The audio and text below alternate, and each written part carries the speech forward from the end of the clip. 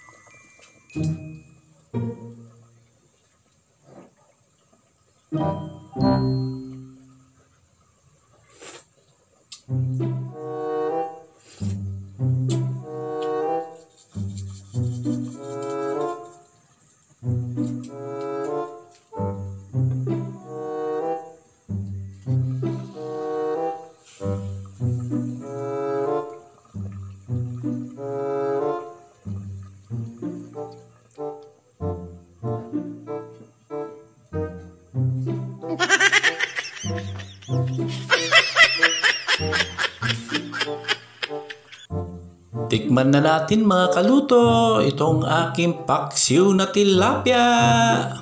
Ayos naman na yung ating lasa ng ating paksiw. Goods na!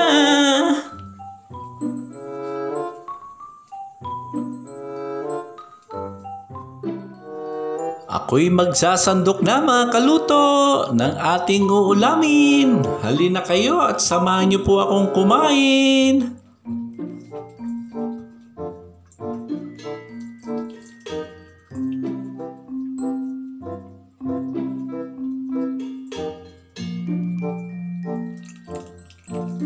At bago tayo kumain mga kaluto, humingi muna tayo ng pasasalamat sa Diyos mga kaluto. Tayo'y manalangin. Maraming salamat Ama sa pagkain ito. Naway siyang magbigay kalakasan sa akin. Linisin mo po Lord God. And Lord, thank you so much Lord sa lahat ng biyayang pinagkaloob mo sa amin sa araw-araw. Yung pag-iingat mo po sa aming kalusugan. At yung patuloy mong kalakasan na ibinibigay sa amin sa araw-araw ng aming buhay. In Jesus' name we pray. Amen. At ayun, kakabsat!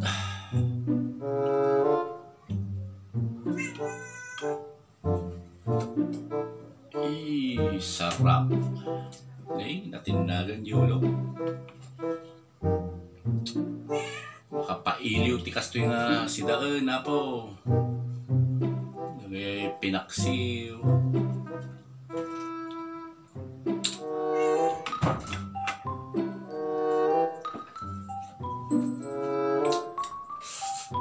Nga po. Maya.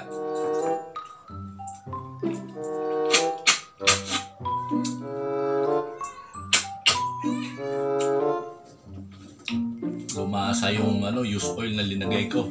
Pinaglutuan ko ng ng tokwa. Sarap.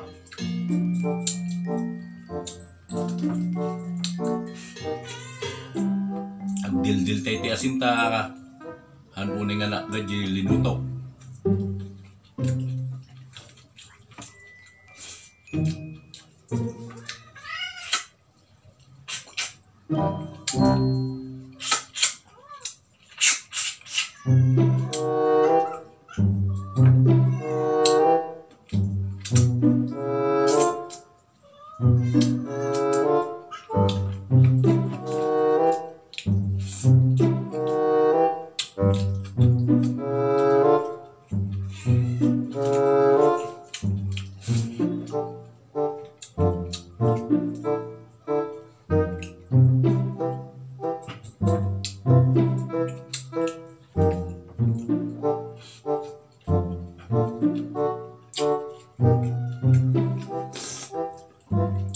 Yan.